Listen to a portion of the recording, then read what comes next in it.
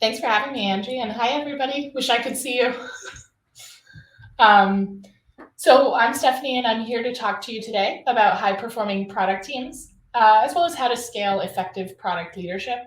I do want to say before I get started, I lost my voice inconveniently today. So if my voice is cutting out, it's not your computer, it's just me. But yeah, hopefully it stays strong. Alrighty. So a quick intro.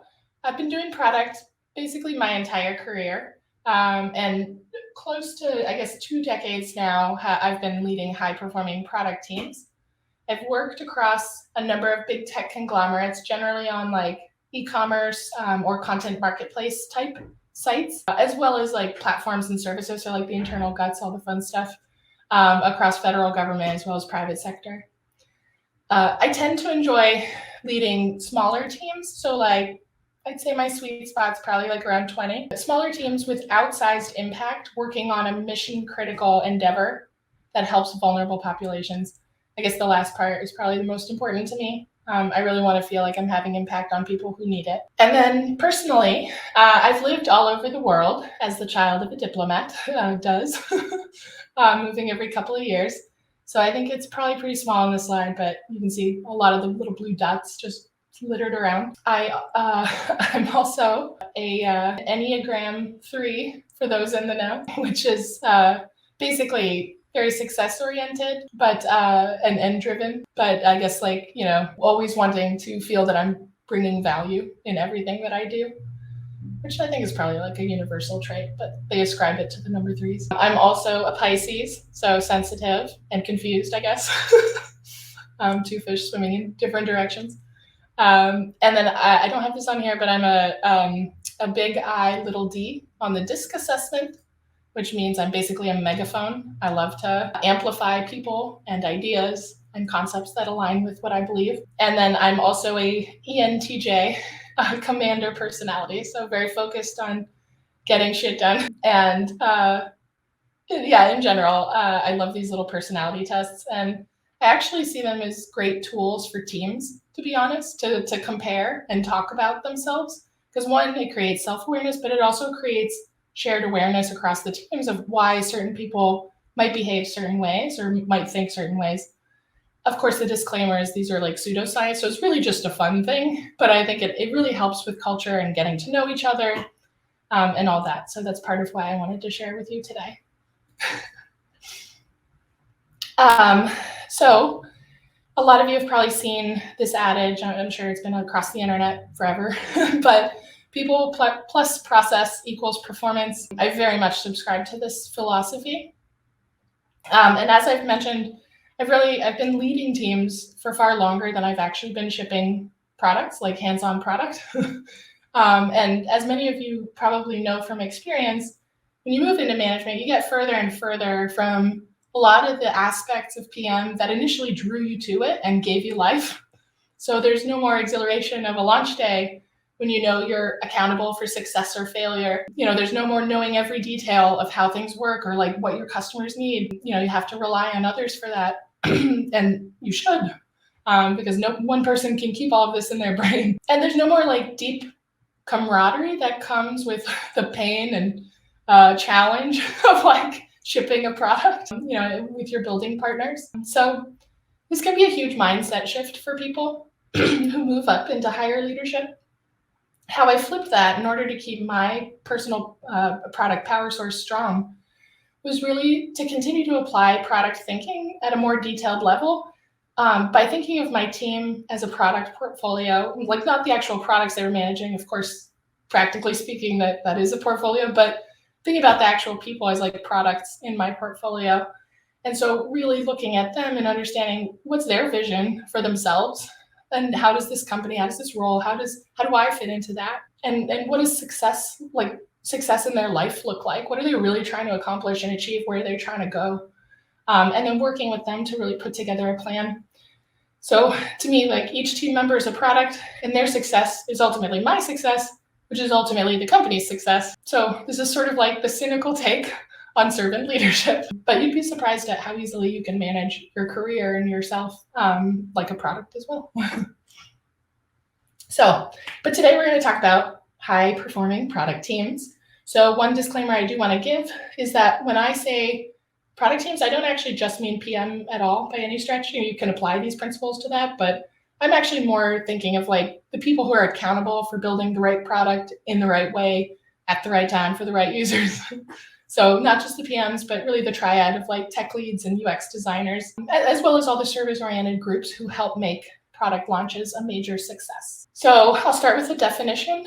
What do I mean when I'm like, what does good look like for a high-performing product team? So I'll state the obvious. A high-performing product team is one that accomplishes the outcome that they set out to achieve, assuming it was the right outcome. But I don't actually see that as sufficient. Like you can death march a team to success, they can achieve success, or people can have a really great time together, but like be chasing, I guess, the wrong outcome or not even moving any needles toward it. So I really see it more as a high performing team is one that accomplishes the outcome they set out to achieve, but they have fun doing it and they want to keep doing it together. And that last part is important. I'm going to double click on that in a sec. So that's effectively the outcome or the output, or you could measure it as an output that you want them driving measurable impact to success metrics that matter to the business, and you want them aligned on values while also having high trust. So we talked about this like people plus process equals performance construct. That is great, and it does work well for like a team, but it's not necessarily scalable.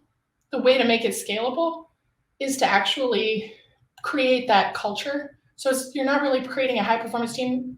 It's not what you're really seeking to create. Is really you're seeking to create a high performance culture, because culture will become self-sustaining, and that is how you can scale it. It'll monitor people. Like it won't be just you sort of having to look and check every box and make sure that every corner of your earth is like tidy and perfect. There will be people within the culture who will do that. My favorite definition of culture that I've ever heard, I think about it all the time. Culture is the worst behavior that a leader is willing to tolerate. And I believe that so wholeheartedly. If you let infighting happen, if you let bad incentives like be built, if you let people be rude to each other, it will detract from your goal of having high performing teams that are sustainable. And I would be remiss if I didn't point out the fact that is obvious to all. I think product is a journey. It's not about shipping like one big success and then like woohoo, we're done. So it's easy for, I think a team to get together and stay focused on like a specific goal and like make something happen, but it's not sustainable over time, and product needs to be sustainable. So it's about consistently delivering value to your customers, having fun while you're doing it. And you can measure this success in terms of like team retention, I think is a clear one, team learning velocity, which to me is it's really about like, how fast are we validating insights by shipping? So shipping does really matter. And then ultimately, what's the impact to key metrics over time? So I tried to sort these into, the people process sort of performance framework there.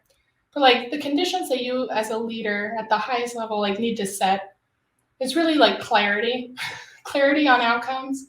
What does it mean to perform? Like what are the results that actually matter to the business and to our customers, and how do they work? How does that work in concert? So as the leader, you have to set clear expectations of what good looks like and how we know if we've achieved it or if we're achieving it.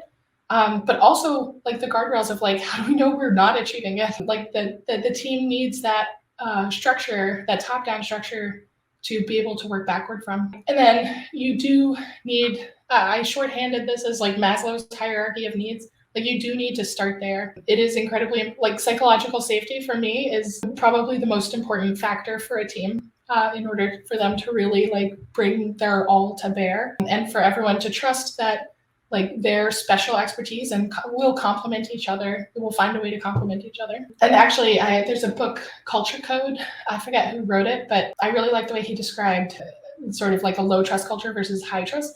Low trust is like everyone is like a lone, scared guard dog barking at social threats, which creates interpersonal conflict and just all sorts of noise versus like a high trust culture, which is basically a pack of wolves hunting down a shared goal together and winning together. And then lastly, but honestly, probably most important, because these are your feedback mechanisms of like whether what you're doing is even working. You need to have the right guardrails and mechanisms to take the guesswork as well as the busy work out of the repeated activities that lead to success.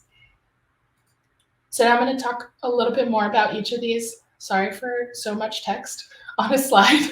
Hopefully it's useful if we can share these slides. But talking about the leadership expectations, the clarity of expectations, there's really like 3 dimensions to shared purpose, right? So I talked, you need like a vision, you need success metrics, you need guardrail metrics. That's still important.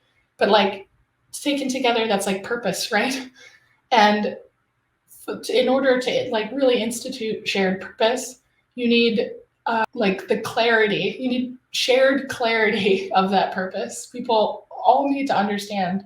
I often see these like, pithy sort of like vision statements or, strategy statements, and those are good, but they can be interpreted many ways. So you need to ensure that there's like a shared understanding, a shared clarity against that purpose. You also need to make sure that there's actual alignment to that purpose, because some people might understand it very well, but just frankly disagree. And in many cases, people can be kind of passive, aggressive against that, and it can keep people from rowing in the same direction with all their might. Some people might be, just coasting on the oars or like even digging into the water. And then that leads to empowerment, and that empowerment of the team assigned, the accountable team, to go after that shared purpose, like as hard as they can. So these are the 3 sort of management dimensions or leadership dimensions that I think are really important for you as the leader. And then of course, from a people perspective, so attending to Maslow's hierarchy of needs, again, psychological safety is super, super important.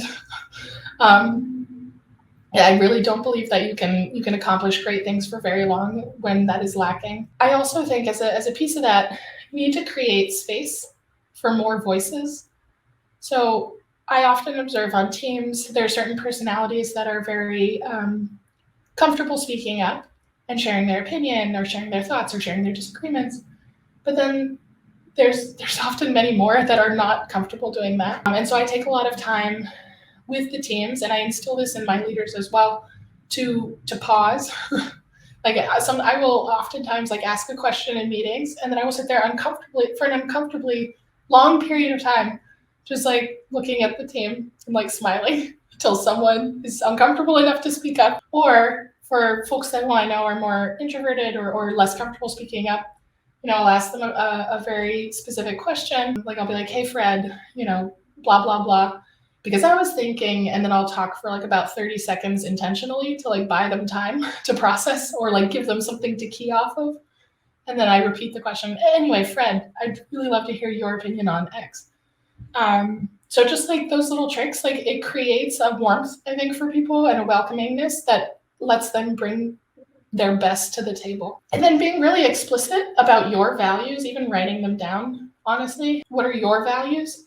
And then working with the team to develop team values, which I believe is great as a shared exercise because it makes everybody really think deeply about what they care about in terms of like delivering value to this audience and solving the types of problems that they're here to solve. And then I also want to talk a bit about, I should highlight a bit about team composition for people. It really matters. So I strongly believe in the triad. So PM, UX, and like tech lead as like the core components of the builder team. And I feel when you are missing any one of those, you're not going to get to the right outcomes. You also want to guard against ratios. So if the ratios are off, for instance, like if the PM to engineering ratio is more than 1 to 10, like 10 is like a max, right? Like they call it a 2-pizza team at Amazon. If you go beyond that, which I also see too often, the PMs get so stretched thin that it becomes this like feed the beast mentality, where they're not thinking about the right work. They're just thinking about getting engineers work. And that can, again, take away from the team being able to like target and hit their outcomes that they want to, and achieve their outcomes. Of course, bad incentives, that's like the quickest way down the wrong path. So you have to be careful. I know, at some companies I've worked for, paths to promotion can sometimes, create an environment where engineers will seek out like really specific types of work rather than doing maybe the less sexy, important work. So just making sure, like that's just an example, but bad incentives are everywhere. So making sure that you're really thinking about like how are you incentivizing the team and like how are you reinforcing it with your feedback mechanisms? Like what do you praise? What do you recognize? The people that you promote, what are the traits that they exhibit? And then I'd be remiss if I didn't talk about making sure, that you're actively managing underperformers and thinking about, the mix of people you have. If you have too many type A personalities, they're going to be like beta fish in one pot. You need them in there separate. So you need to think about like who are the people that I'm bringing together and am I setting them up for success? Whew, that was more than I expected to say on that one, but I really care about people, I guess. And then as far as process goes, you need accountability checkpoints. So like, opportunity assessment, like make sure the team is coming to you and speaking with you. Oh shoot, I'm already out. Speaking with you. Make sure co-escalation paths are clear and not fraught with terror. Make sure there's an emphasis on learning and make sure that product teams are really doing proper stakeholder management and they're communicating internally as well as getting information internally. Oh, and you have to make it insanely easy for them to access customers. That's the last one I'll say. And I look forward to seeing you all again. Thank you, Stephanie. Everyone connect with her on LinkedIn and we'll hop to our next session now. Thank you so much. Thanks, everyone.